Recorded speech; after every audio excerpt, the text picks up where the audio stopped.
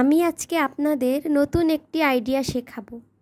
আপনাদের ছোট সোনামণিদেরকে 5টি কমন ফলের নাম, মানে সেগুলো হচ্ছে আপেল, ম্যাঙ্গো, বানানা, অরেঞ্জ, গুয়াভা, মানে কমন 5টি ফল, সাধারণ যে 5টি ফলের সাথে আপনার সোনামণিরা পরিচিত।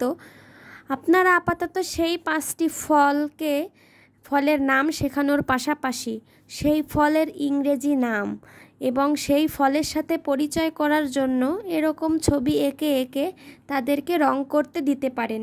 এতে বাচ্চারা সেই ফল সম্পর্কে জানবে, সেই ফলের রং, সেই ফলের ইংরেজি নাম, বাংলা নাম।